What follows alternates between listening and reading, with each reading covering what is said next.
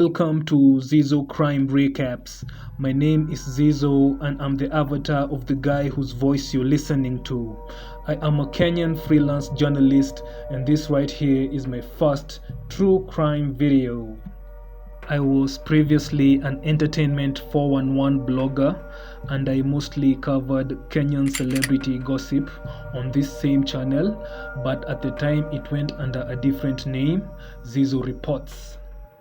Before starting Zizo Reports, I had initially intended to cover true crime because I had always been fascinated by it ever since I was little. But when I first got on YouTube, I didn't pursue true crime because I was scared. Reason being, in my country, Kenya, no YouTuber had ever done true crime, and if you do your research, this is the first ever Kenyan true crime video.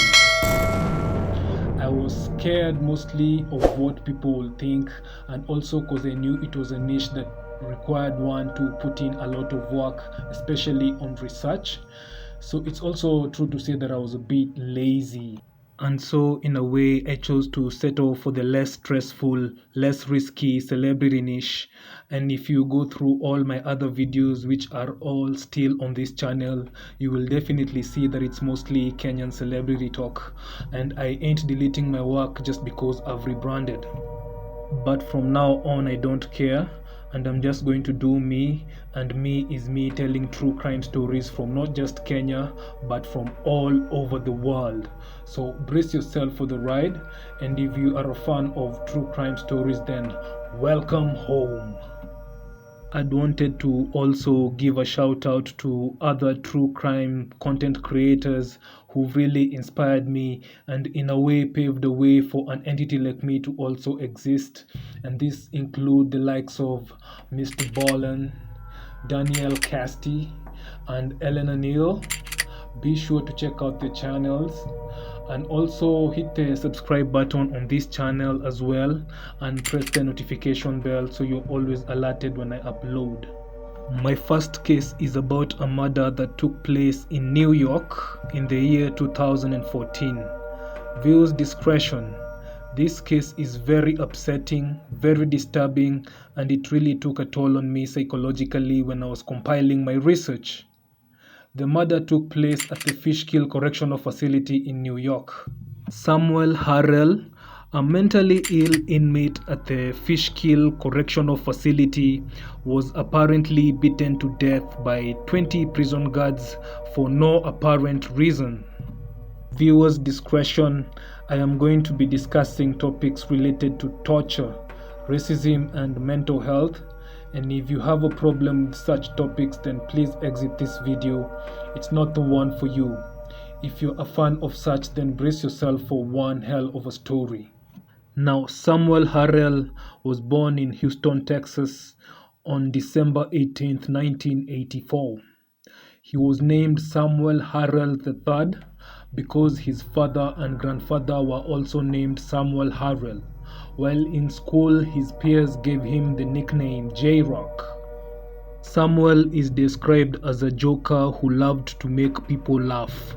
He was always cracking jokes, trying to get anyone around him to smile. His sister describes him as a sweetheart who cared about everyone around him and was always willing to help anyone if he could.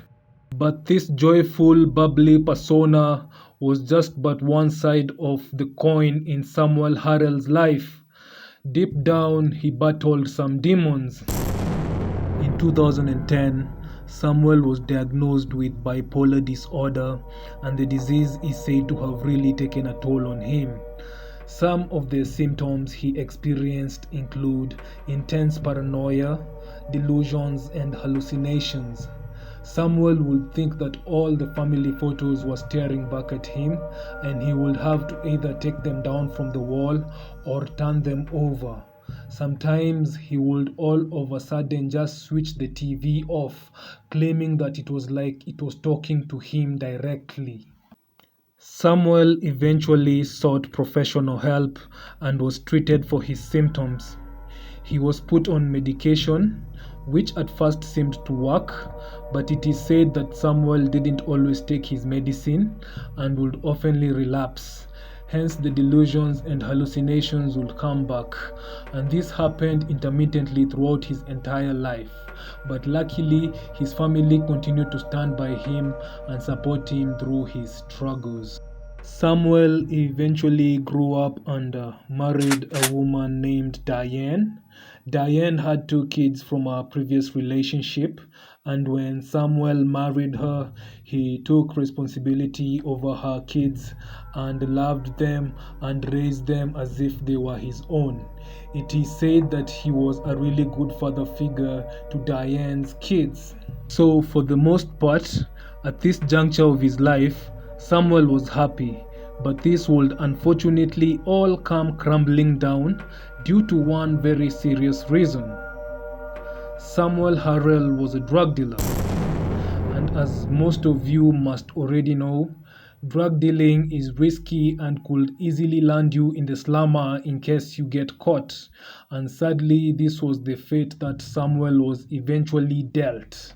So in 2014, Samuel Harrell got caught and was sentenced to 8 years in prison for drug dealing. He was supposed to serve his sentence at the Fishkill correctional facility located in New York. While in prison, Samuel was put in a special building within the prison that had been set aside for inmates with mental illnesses, and this was due to his bipolar disorder.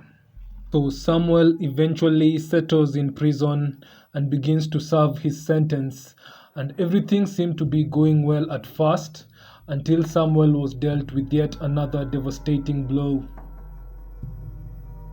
Samuel received the news that his dear mother had passed on, and the worst bit was the fact that he didn't get the chance to say goodbye to her.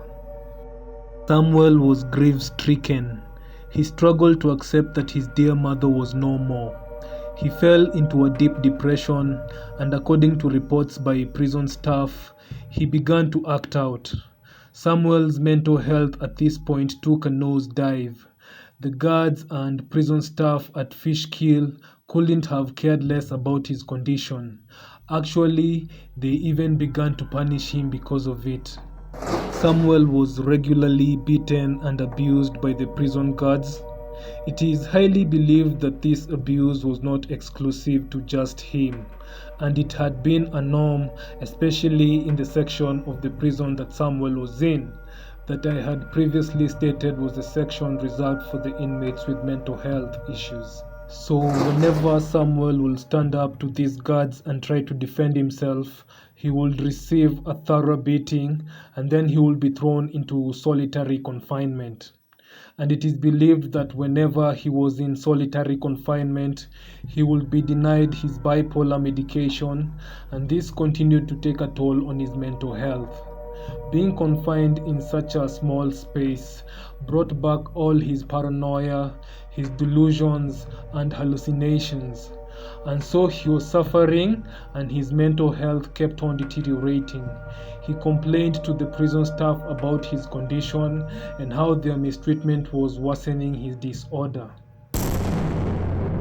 Nothing was done. On April 21st, 2015, a few days after his family had visited him, Samuel all of a sudden became very delusional. He started to believe that he was being let out of prison and began to act like it too. Samuel was convinced that he would be seeing his wife, his kids, and his sister in the evening. At 8 p.m. in the night, Samuel started packing up his bags and was ready to leave. He was telling all his inmate friends goodbye, and he is said to have even mentioned it to some few prison guards. Apparently, he kept on making statements to do with, "When I leave." But remember, these were all just delusions. Samuel wasn't going anywhere. He still had quite a huge chunk of his sentence left to serve, and nobody had told him that he was to be released. And that is how they knew that he was having another one of his delusions. Now, Samuel's inmate friends, who have been watching him the whole time, are really worried about him, and they know they need to act fast as they can for the sake of their friend. So a few of his inmate friends grab him and take him to one of the correctional officers, and they were like, "Look, our friend here really needs immediate medical attention. Please help him." Now, details of what happens next are rather vague. This is because the police and prison systems have done their level best to cover up whatever happens next. This heinous crime has up to date never been solved. All the individuals who participated in this barbaric act are still at work, and it is believed that they have never even been summoned over the issue. Now, it is believed that Samuel Harrell remained calm throughout whatever hell he was about to go through. Remember, he was just delusional. He genuinely thought that he was leaving the prison facility to be reunited with his family. He didn't mean anyone any harm. Actually, he must have been in a good mood, thinking that he was really going home. So anyone interacting with Samuel at the time would have without a doubt noticed that he was incapacitated and would actually feel sorry for him. Now, reports indicate that Samuel remained calm until an officer from a higher station named Sergeant Garino got involved. Now, Sergeant Garino had been called so that he could advise on what action to take for Samuel's situation. And I think most of you will agree that the obvious course of action to take in this situation is to try and get Samuel some treatment or get him admitted into a hospital or something, right? Wrong, cause that's not what happens. Now, Sergeant Garino is said to have sent out a red dot alarm that sounded throughout the whole prison, letting everyone know that there was an inmate engaging in inappropriate physical resistance to guards. Reports say that at this point in time, while Sergeant Garino sent out this distress signal, Samuel was still just calmly seated by the desk. He wasn't doing anything, not resisting, not being violent, just seated. And so within 20 minutes after Garino had sounded the alarm, Samuel found himself surrounded by 20 prison guards. So bear in mind, these prison guards that are currently surrounding Samuel Harrell are the very same guys who have in the past tortured, beaten, and abused him. Now, reports indicate that when Samuel found himself surrounded by these guards, it sort of shocked him and he went into fight and flight mode. It is believed that he got up from where he was seated and walked past the guards into a hallway. He was trying to get away from whatever was happening because it was strange, and in his current state of mind, I don't think Samuel even knew what was going on. The prison guards must have felt offended in a way by Samuel's sudden departure, since they chased him down the hallway, caught up with him, tackled him down, and it is said that he fell face down. And now they had him right where they wanted him. Prison guards then began to torture him. They were beating him, kicking him, and stomping on his head and neck. They spat on him while shouting racial slurs at him. At some point, they began to literally jump on him. One of the prison inmates who witnessed what was happening said that it was like he was a trampoline. They were literally jumping on him. This went on until Samuel stopped moving and just laid there motionless in a pool of blood.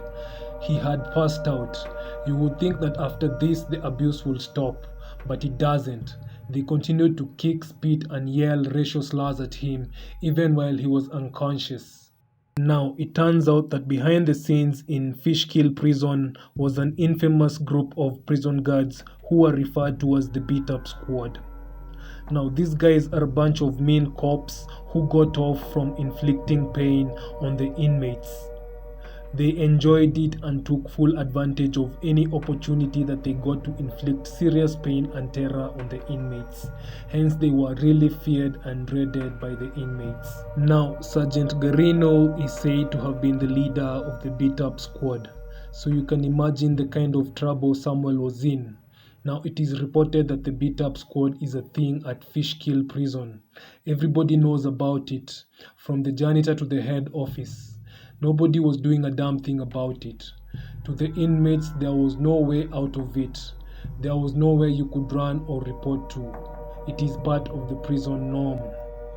So Samuel Harrell, who was over 6 feet tall and weighing about 106 kilograms, just lay there unconscious. So the inmates around, who have obviously witnessed everything that happened, and others who heard the commotion, started coming out to see what was going on. But the prison guards wouldn't have this, and they immediately started to snap at the inmates, ordering them to get the fuck back into their cells or they'd be next. According to reports, some of the inmates who witnessed the brutal assault stated these prison guards were hitting Samuel so hard that they began to injure themselves in the process. Apparently, one of the prison guards at one point hit him so hard that he gave himself an asthma attack. He literally almost collapsed and had to sit down. Another guard was treated for a fractured wrist after the assault. Medical staff were called into this section of the prison to apparently attend to the prison guards who had injured themselves but were conveniently kept away from Samuel Harrell.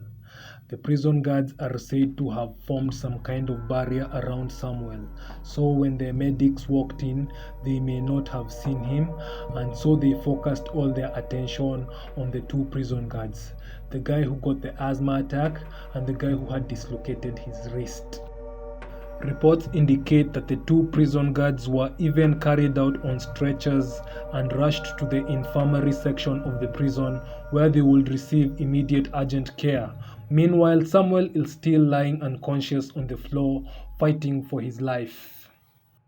Now, at this point, there is a female officer around who had been watching all that had transpired. She went into one of the back rooms and got a piece of bed sheet and came and covered over Samuel Harrell. So you can see that not all prison guards agreed with what was happening.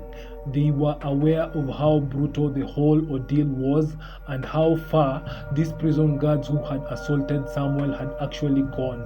But the sad bit was nothing was done to stop the abuse. And if you think that these prison guards were done, boy, are you wrong. Barely 2 minutes after the lady officer covered over Samuel's body, Sergeant Garino was seen yelling racial slurs at Samuel's lifeless body. He kept on insulting Samuel, yet he couldn't hear him. He was out cold. Garino then concluded with the words, "Drag this motherfucker down the stairs." This directive Garino gave to two prison guards who were standing around, and they wholeheartedly agreed to it. The two just walked over to Samuel, picked up his lifeless body and threw him down a flight of stairs, and reports indicate that he landed in an unnaturally distorted position. One of the inmates who witnessed this was quoted saying, "His eyes were opened but they weren't looking at anything." So eventually these guards had enough or got bored as they finally stopped the vicious assault. One of the guards then went and got a wheelchair from who knows where.